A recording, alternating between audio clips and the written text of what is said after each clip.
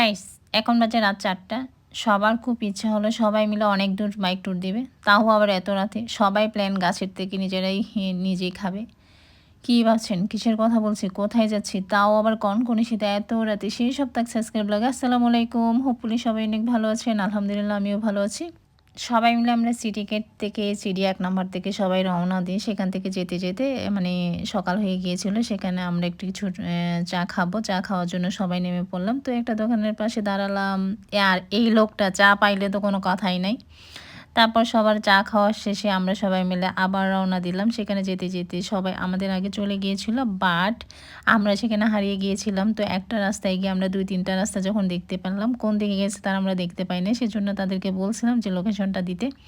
তারপরে ওই পিছনের এক ভাইয়া চলে এসেছিল। তারপর সবাই মিলে আমরা সেখানে চলে আসি। আর এখানে তারা আমাদের জন্য অপেক্ষা করছিল।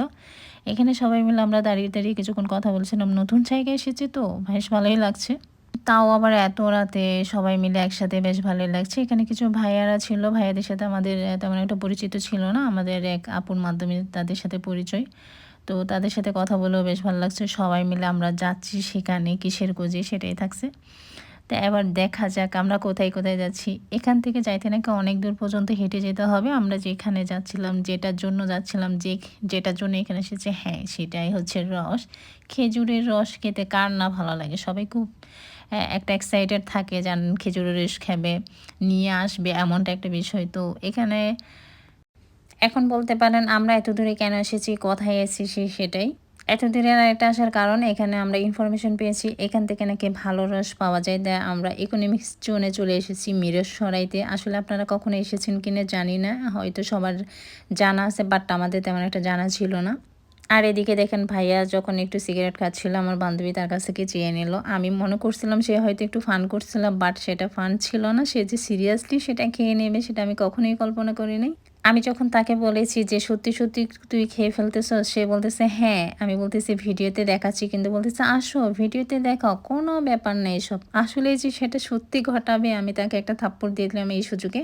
তারপরে আমি সেখান থেকে একটা নৌকা দেখতে পেলাম। নৌকা ওঠার জন্য একটা ভাই আমাকে সহযোগিতা করল। সেখানে ওঠাতে আমি একটু নাচানাচি করলাম। কারণ হচ্ছে যে আমি এখানে উঠতে পেরে যে স্বাধীন করে ফেলছি এমন একটা বিষয়। সবাই মিলে সেখানে দাঁড়িয়ে কিছু ছবি তুললাম। তারপর এখানে রস দেখতে পেরে রস নিজের জিহ্বা দিয়ে খাচ্ছিলাম, আঙ্গুল দিয়ে না আসলে।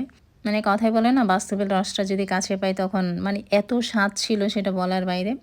যারা কখনোই কাঁচা রস খান নাই, কাঁচা রস খাওয়াটা নাকি নিষেধ। তারপরও আমরা তখন খাচ্ছিলাম। আমরা যে দিক দিয়ে গিয়েছিলাম সেখানে ছিল না। তারা অন্য সাইড থেকে আমাদের জন্য রসগুলো নিয়ে এসেছিল। আর এখানে রস এনে দেখি টানা হেঁচড়া হয়ে পড়েছিল। কারণ সবাই মিলে এত লোক আসছিল।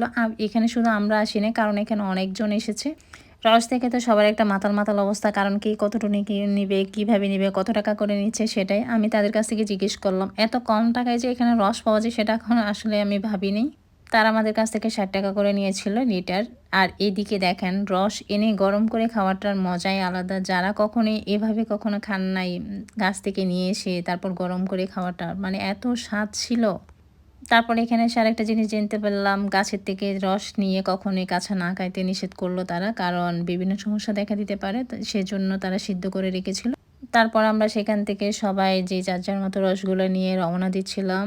আসার পথে দেখি একটা ভাবির দোকান আছে মিরসরাইতে। সেখানে সবাই মিলে ভাবির দোকানে গেলাম। এই ভাবির দোকান নাকি সবার কাছে পরিচিত। তারপর সেখানে পরোটা, ডাল আমরা অর্ডার করেছি এবং চাটা খেয়ে তারপর সেখান থেকে চলে আসি। তারপর সেখানে এসে ভাটিয়ারিতে দাঁড়ালাম। ভাটিয়ারিতে চা খেতে, খেতে আমাদের আড্ডাটুকু শেষ করলাম। আজকের ভিডিওটা এ পর্যন্ত। দেখা হবে নতুন কোনো ভিডিওতে নতুন কিছু নিয়ে। ভালো থাকবেন সবাই। আল্লাহ হাফেজ।